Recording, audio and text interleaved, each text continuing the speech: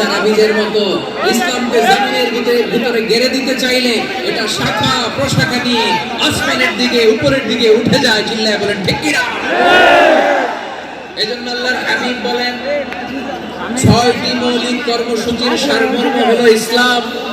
আওয়াজ করে বলেন তো কয়টি? হাদিসে জিবরিল আলাইহিস সালাম বিশ্বনবীকে বললেন, ও নবী আপনি বলেন তো ইসলাম কি?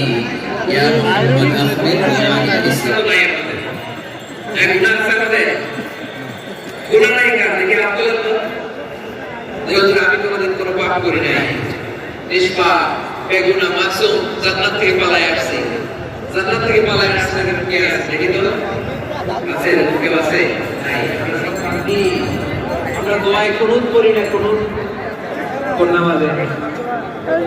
কোন নামাজে? বিতরের নামাজে কি দোয়া করি?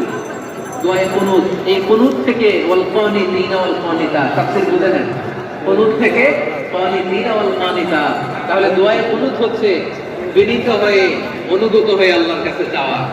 আমরা তখন দাঁড়িয়ে বলি আল্লাহুম্মা ইয়্যাকা না'বুদু ওয়া লাকা নুসাল্লি ওয়া নাসজুদ ওয়া ইলাইকা নাসআ ওয়া নাহফিদ নারজু রাহমাতাকা ওয়া নাখশা আযাবাকা ইন্না আযাবাকাল জিদ্দা বিল কুফারি মুলহিক।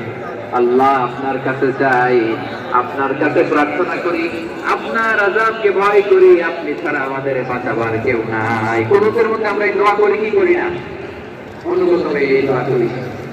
যারা রমজানের শেষ দশকে মক্কা শরীফে থেকেছেন তারা আমরা সাপোর্ট করব কাদের? মিথ্যাবাদীদের না সত্যবাদীদের? মনে থাকবে ইনশাআল্লাহ বলেন সবাই। আবার আল্লাহর হাবিব বলেন আলাইকুম বিসসিদকি ফাইন্নাস সিদকা ইয়াহদি ইলাল বিররি ওয়া ইন্নাল বিররা ইয়াহদি ইলাল জান্নাত। তোমাদের উচিত সত্যাশ্রয়ী হওয়া, কারণ সত্য মানুষকে পুণ্যের পথ দেখায় আর পুণ্য মানুষকে জান্নাতে হাব্বা আম্বাতাত সাবআ সানাবিলা ফি কুল্লি সুমবুলাতিন মিআতু হাব্বা ওয়াল্লাহু ইউদাঈফু লিমান ইয়াশাউ ওয়াল্লাহু ওয়াসিউন আলীম। আল্লাহ বলেন সম্পদের মায়া ছেড়ে তুমি যে মসজিদের দান বাক্সে দান করো, তুমি যে মাহফিলের এই অনুষ্ঠানে দান করো, তুমি যে গরিবের হাতে টাকা তুলে দাও, তোমার এই দানের দৃষ্টান্তটা হলো একটা চারা বীজের মতো। যে চারা বীজ মাটিতে রোপণ করে দিলে 60টা শীষ গজায়, প্রতি শীষে হয় শত শস্য দানা।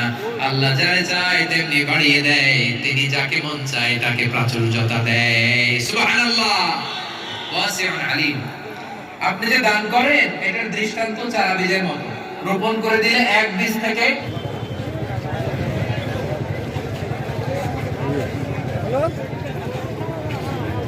এবারে আমি গুলচা করে রাস্তা পেতে দাঁড়ায় রয়েছি, প্রথম গেটের মধ্যে দুয়ার আরে